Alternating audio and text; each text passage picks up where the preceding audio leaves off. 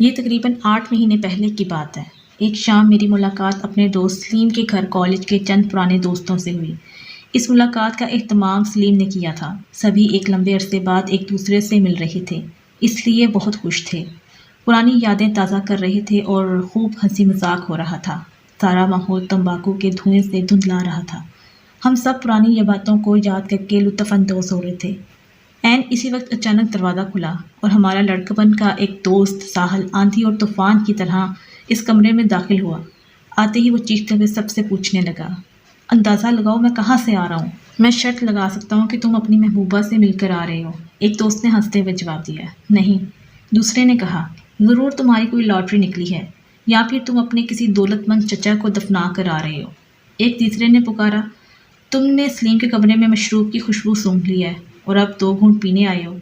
تم سب غلط ہو، اس نے جواب دیا۔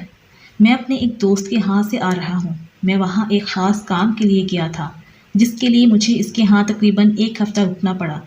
کون سا خاص کام؟ تقریباً سبھی حیرت سے پوچھنے لگے۔ مجھے اس سے ایک خاص چیز ملی ہے جسے میں آپ سب کو بھی دکھانا چاہتا ہوں۔ ان الفاظ کے ساتھ ہی اس نے اپنی جیب میں ہاتھ ڈالا اور جب ہاتھ باہر نکالا تو سب خوف سے اچھل پڑے۔ اس کے ہاتھ میں ایک لمبا سیاہ رنگ کا کٹا ہوا انسانی ہاتھ تھا جس کی جلد کئی جگہ سے اتر چکی تھی۔ یہ ہاتھ کلائی سے کٹا ہوا تھا، نوکیلے پیلے ناخن اب بھی انگلیوں سے چمٹے ہوئے تھے۔ اسے دیکھتے ہی خوف آ رہا تھا۔ اس کے پٹھے ظاہر کر رہے تھے کہ اس کا مالک ضرور بہت طاقتور اور مضبوط شخص ہوگا۔ یہ کہاں سے لائے ہو تم؟ ایک ساتھ کئی خوف بھری آوازیں ابھریں۔ کیوں؟ کیا پسند نہیں آیا؟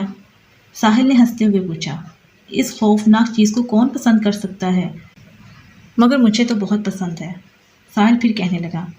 اسے میں نے بڑی مشکل اور تگ و دو کے بعد حاصل کیا ہے۔ یہ ایک بوڑھے جادوگر کی ملکیت تھا جو حال ہی میں فوت ہوا ہے۔ اس کے مرنے کے بعد اس کی چیزیں نیلام کر دی گئی ہیں۔ میں نے یہ خرید لیا ہے۔ یہ جادوگر پورے ملک میں مشہور ہے۔ لوگ کہتے ہیں کہ وہ ہر ہفتے کی رات جھاڑو پر اڑنے والی جادوگرنیوں کی محفل میں جاتا تھا۔ وہ سفید اور کالے جادو کا ماہر تھا۔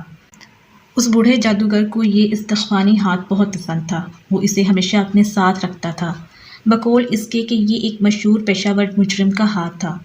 اس مجرم نے 1736 میں اپنی بیوی کو قتل کر کے ایک کنویں میں پھینک دیا تھا۔ اسے شک تھا کہ اس کی بیوی کے ایک پادری کے ساتھ ناجائز تعلقات ہیں۔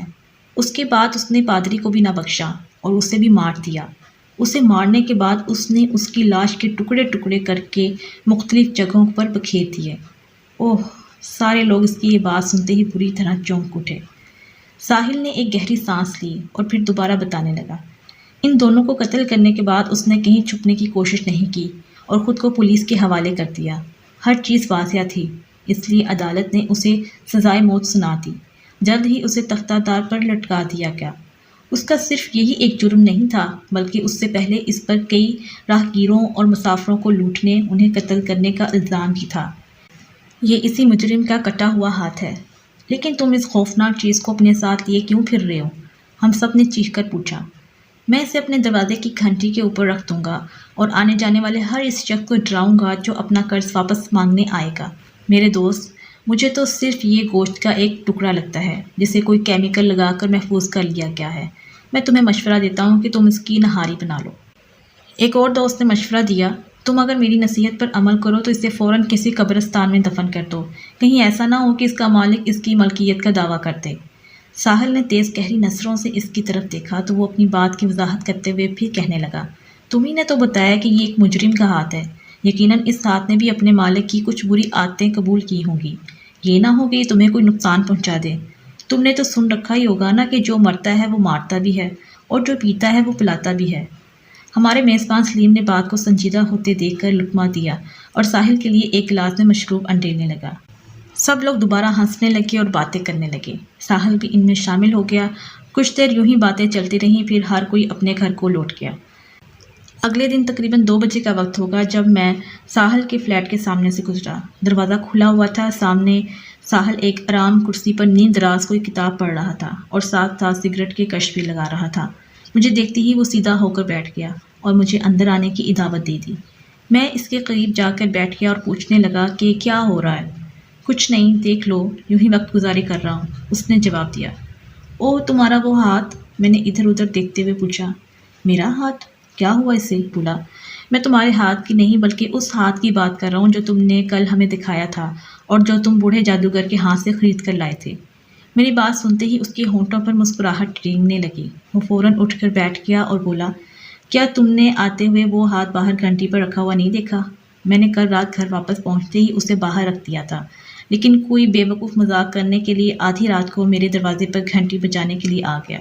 میں نے آواز دے کر پوچھا کہ کون ہے، لیکن کوئی جواب نہ ملا، اس لیے میں نے دروازہ نہیں کھولا اور دوبارہ بستر پر جا کر سو گیا۔ ایسا ایک بار نہیں کئی بار ہوا ہے، مگر پوچھنے پر کسی نے جواب نہیں دیا۔ اس سے پہلے کہ میں اس کی بات کے جواب میں کوئی بات کروں، اس کے فلیٹ کا دروازہ کھلا اور اس کا مالک مکان اندر داخل ہوا۔ وہ ایک فربا اور بدتمیز شخص تھا، کیونکہ آتے ہی اس نے بغیر کسی سلام دعا کے ساحل پر برسنا شروع کر دیا۔ یہ تم نے باہر گھنٹی کے ساتھ کیا عجیب بیہودہ شے رکھی ہوئی ہے، اسے فوراً وہاں سے ہٹاؤ، مجھے ایسی کوئی چیز نہیں چاہیے۔ اگر تم نے میری بات نہ مانی تو پھر فوراً فلیٹ خالی کرنے کے لیے تیار ہو جاؤ۔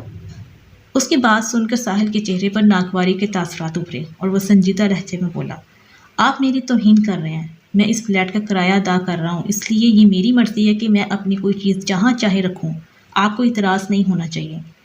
مالک مکان نے اسے گہری نظروں سے دیکھا اور پھر اپنی ایڑیوں پہ پلٹا اور یہ کہتے ہوئے تیز تیز چلتا فلیٹ سے نکل گیا، میں نے جو کہنا تھا کہہ دیا، اب تم اپنا اچھا برا خود سوچ لو۔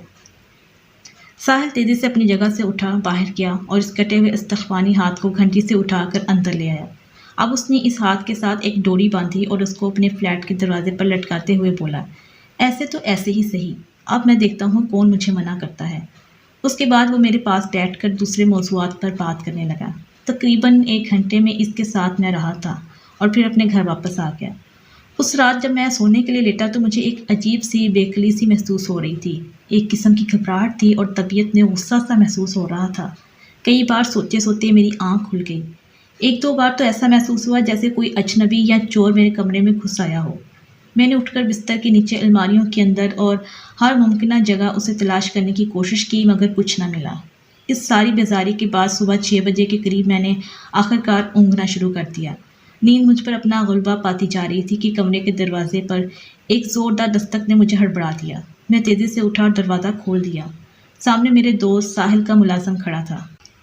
وہ پوری طرح سے کانپ رہا تھا۔ کیا ہوا؟ میں نے گھبرا کر پوچھا۔ جناب، وہ آپ کے دوست ساحل کو کسی نے قتل کرنے کی کوشش کی ہے۔ اس کی بات سن کر میرے ہاتھوں کے طوطے اڑ گئے۔ میں نے عجلت میں لباس تبدیل کیا اور ساحل کے فلیٹ کی طرف بھاگا۔ وہاں لوگوں کا ایک مجمع لگا ہوا تھا، ایک ہنگامہ سا برپا تھا، لوگ آپس میں سرگوشیاں اور چاہ کر رہے تھے، ہر کوئی اس واقعے پر تبصرہ کر رہا تھا۔ بڑی مشکل سے میں راستہ بناتا ہوا ساحل کی خوابگاہ تک پہنچا۔ 4 پولیس والے فلیٹ میں موجود تھے۔ خوابگاہ کے دروازے پر بھی 2 پولیس والے مستعد کھڑے تھے اور کسی کو اندر جانے کی اجازت نہیں دے رہے تھے۔ میں نے ان سے اپنا تعارف کروایا تو مجھے اندر جانے کی اجازت مل گئی۔ وہ ڈاکٹر ساحل کی بستر کے پاس کھڑے آپس میں کچھ مشورہ کر رہے تھے۔ بستر پر ساحل کا بے جان جسم بڑے خوفناک انداز میں پڑا ہوا تھا۔ وہ مرا نہیں تھا، لیکن اس کے چہرے پر انتہائی خوفناک دہشت کے تاثرات جمے ہوئے تھے۔ اس کی آنکھیں پوری طرح کھلی ہوئی تھیں، جن میں گہری دہشت بھری ہوئی تھی، یوں جیسے وہ کسی نامعلوم اور خوفناک چیز کو دیکھ رہی ہوں۔ آنکھوں کی پتلیاں یوں جیسے پھٹ کر باہر گرنے کو تھیں۔ اس کے ہاتھوں کی انگلیاں ایک دوسرے میں بری طرح سے پھنسی ہوئی تھیں۔ اس کے جسم پر ایک کمبل پڑا ہوا تھا جس نے اس کو پوری طرح ڈھانپ رکھا تھا۔ میں نے کمبل تھوڑا سا نیچے سرکایا تو اس کی گردن پر گوشت میں دھنسے ہوئے انسانی انگلیوں کے نشانات دیکھے۔ خون کے چند قطرے اس کی قمیض پر نظر آ رہے تھے۔ ایک انجانے خوف کے تحت میں چونک اٹھا اور مڑ کر دروازے کی طرف دیکھا، جہاں کل ساحل نے جادوگر کا کٹا ہوا استخوانی ہاتھ ایک ڈوری کی مدد سے لٹکایا تھا۔ میں خوف سے کانپ اٹھا۔ ڈوری سے لٹکتا وہ سوکھا ہوا ہاتھ اب وہاں موجود نہیں تھا۔ میں نے کسی سے نہیں پوچھا کہ اس کا کیا ہوا۔ کچھ ہی دیر بعد ساحل کو ہسپتال منتقل کر دیا گیا۔ پولیس سے جو معلومات مجھے حاصل ہو سکیں ان کے مطابق ساحل رات کو تقریباً 10 بجے گھر واپس آیا تھا اور اپنے ملازم کو یہ کہتا ہوا اپنے کمرے میں چلا گیا کہ وہ تھک چکا ہے اور اب آرام کرنا چاہتا ہے۔ آدھی رات کو ملازم اچانک گھنٹی کی آواز سن کر بیدار ہو گیا۔ ساحل کو اگر رات میں کسی کام سے اپنے ملازم کی ضرورت پڑتی تو وہ یہ گھنٹی بجا دیتا تھا۔ اس سے پہلے کہ ملازم اپنے بستر سے نکلتا، گھنٹی کی آواز تھم گئی۔ ملازم روشنی جلا کر دوبارہ گھنٹی کی آواز کا انتظار کرنے لگا۔ تقریباً 1 منٹ خاموشی رہی، پھر دوبارہ گھنٹی کی آواز سنائی دی۔ اس دفعہ یوں لگا جیسے کوئی گھنٹی کے بٹن پر ہاتھ رکھ کر ہٹانا بھول گیا ہو۔ گھنٹے کی آواز میں بھی ایک خوف تھا۔ ملازم دہشت زدہ ہو کر ساحل کے کمرے کی طرف بھاگا۔ دروازہ اندر سے بند تھا اور کمرے سے عجیب خوفناک آوازیں ابھر رہی تھیں۔ خوفزدہ ملازم فلیٹ سے باہر بھاگا اور چوکیدار کو پکارنے لگا۔ اس کی بات سنتے ہی چوکیدار نے پولیس کو بلا لیا۔ تقریباً 15 منٹ بعد پولیس وہاں پہنچ گئی۔ جب وہ ساحل کی خوابگاہ کا دروازہ توڑ کر اندر داخل ہوئے تو ایک خوفناک منظر ان کا منتظر تھا۔ پورے کمرے میں افراتفری پھیلی ہوئی تھی، ہر طرف چیزیں بکھری ہوئی تھیں، فرنیچر الٹ پلٹ ہو چکا تھا۔ ساحل کمرے کے فرش پر کمر کے بل گرا پڑا تھا۔ اس کا جسم سخت اکڑا ہوا تھا اور چہرے پر دہشت کے تاثرات تھے۔ آنکھیں پھٹی پڑی تھیں، وہ بالکل بے حس و حرکت تھا۔ اس کی گردن کے گرد 5 انسانی انگلیوں کے گہرے نشانات تھے۔ پولیس نے فوراً ڈاکٹر کو بلا لیا تھا۔ طبی معائنہ کے بعد ڈاکٹر نے بتایا کہ حملہ آور جو کوئی بھی تھا یقیناً زبردست طاقت کا مالک تھا۔ اس کا ہاتھ غیر معمولی طور پر پتلا اور مضبوط تھا کیونکہ اس کی انگلیاں اپنے شکار کے جسم میں پستول کی انگلیوں کی طرح پیوست ہو گئی تھیں۔ اس کا حلق اس وقت تک دبایا گیا تھا جب تک کہ وہ پوری طرح دب نہیں گیا۔ جرم کے محرکات یا اس کے مرتکب کا کوئی سراغ نہ ملا۔ ہسپتال میں ڈاکٹروں کی پوری توجہ اور سخت نگرانی میں آخرکار ساحل 2 دن بعد دوبارہ ہوش میں آ گیا۔ اب ڈاکٹروں کے مطابق اس کی جان کو کوئی خطرہ نہیں تھا، لیکن اس بات کا قوی اندیشہ تھا کہ وہ اپنی یادداشت کھو چکا ہے۔ پولیس نے اپنی تفتیش جاری رکھی مگر حملہ آور کا کوئی سراغ نہیں ملا۔ میرا دوست ساحل واقعی پاگل ہو چکا تھا، وہ اپنی یادداشت کھو چکا تھا۔ وہ 7 مہینے تک ہسپتال میں رہا، میں روزانہ اس سے ملنے جاتا رہا، وہ اب کسی کو بھی پہچان نہیں پا رہا تھا۔ اس کے الفاظ بھی اس کا ساتھ چھوڑ چکے تھے۔ چند ٹوٹے پھوٹے الفاظ وہ کبھی کبھار بار بار دہراتا جن کے معنی سمجھنے سے کوئی بھی قاصر تھا۔ اس کی حالت ایک دیوانے کی سی ہو چکی تھی۔ ایک روز مجھے ہسپتال سے پیغام ملا کہ ساحل کی حالت بہت بگڑ چکی ہے۔ میں بھاگم بھاگ ہسپتال پہنچا تو دیکھا کہ وہ قریب المرگ تھا، چپ چاپ اپنے بستر پر آنکھیں موندے لیٹا ہوا تھا۔ ایک ڈاکٹر اس کا معائنہ کر رہا تھا۔ میں اس کے بستر کے قریب بیٹھ گیا۔ کچھ ہی دیر بعد اچانک اس کی حالت میں تغیر پیدا ہوا اور وہ بری طرح اپنے بستر پر اچھل کر وہ اپنے بستر سے اترا اور اپنی دونوں مٹھیاں بھینچ کر بازو زور زور سے لہراتے ہوئے دہشت آمیز لہجے میں چیخا، اسے لے جاؤ، اسے مجھ سے دور لے جاؤ، یہ میرا گلا گھونٹ دے گا، میری ہیلپ کرو۔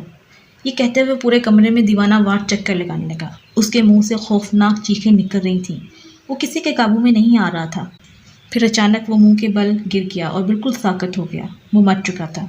چونکہ وہ اس دنیا میں بالکل تنہا تھا، کوئی عزیز رشتہ دار موجود نہیں تھا، اس لیے اب یہ میری ہی ذمہ داری تھی کہ میں اس کی لاش کو اس کے آبائی گاؤں پہنچاؤں جہاں اس کے والدین کو دفن کیا گیا تھا۔ یہی ہمارے مشترکہ دوست سلیم کا گھر بھی تھا جہاں اس شام ساحل مجھے میرے دوستوں کے ساتھ ملا۔ یہیں اس نے وہ کٹا ہوا سوکھا ہاتھ ہمیں دکھایا تھا۔ اب خود اس کی لاش ایک تابوت میں بند تھی۔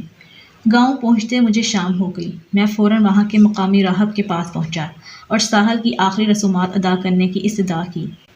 گاؤں کے مقامی قبرستان میں ایک قبر کھودی جا رہی تھی اور راہب اس کے قریب کھڑا اپنی مذہبی کتاب سے کچھ پڑھ رہا تھا۔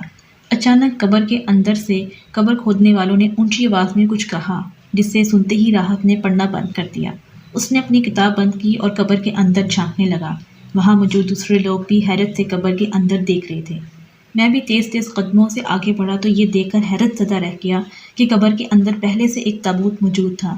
یہ ایک بوسیدہ تابوت تھا، اس لیے کدال اس پر لگنے سے اس کا اوپری تختہ ٹوٹ گیا تھا۔ مزدوروں نے راہب کے کہنے پر تابوت کو کھولا تو اندر ایک غیر معمولی قد و قامت کا انسانی ڈھانچہ نظر آیا۔ وہ چت پڑا ہوا تھا۔ اس کی آنکھوں کے گہرے گھڑے یوں لگا جیسے ہم سب کو کھو رہے ہوں۔ اسے دیکھتے ہی نہ جانے کیوں میرا دل بری طرح دھڑکنے لگا اور میں ڈر سا گیا تھا۔ رکو! قبر کے باہر کھڑا ایک شخص چلا اٹھا۔ پھر اس نے ہاتھ سے ایک چیز کی طرف اشارہ کیا تو سب نے دیکھا کہ تابوت کے اندر ڈھانچے کے قریب ایک کٹا ہوا ہاتھ پڑا تھا۔ یوں لگتا تھا جیسے اسے کلائی سے کاٹ دیا گیا ہو۔ ایک مزدور نے وہ ہاتھ اٹھا کر ہماری طرف بڑھا دیا۔ مجھے یوں لگا جیسے یہ وہی ہاتھ ہے جو اس دن ساحل لے کر آیا تھا اور پھر اس نے اسے اپنے گھر کے باہر ڈوری کی مدد سے لٹکا دیا تھا۔ ایک شخص نے وہ کٹا ہوا ہاتھ تھام لیا اور مذاق کے انداز میں ہنستے ہوئے دوسروں سے کہنے لگا، دیکھو یہ اگر کسی کے گلے پر جم جائے تو اسے مارے بغیر نہ چھوڑے۔ چھوڑ دو اسے، راحت نے تیز لہجے میں کہا۔ اس ہاتھ کو واپس قبر کے اندر رکھ دو، مرنے والے کو بے سکون نہ کرو، تابوت بند کر کے قبر برابر کر دو، ہم غریب ساحل کی قبر کہیں اور بنائیں گے۔ اگلے روز سب کچھ ختم ہو گیا، ساحل کو دفن کر دیا گیا اور میں اپنے گھر واپس آ گیا، مگر میرا سکون جیسے وہیں کہیں رہ گیا تھا۔ یا پھر شاید ساحل اپنے ساتھ ہی لے گیا تھا۔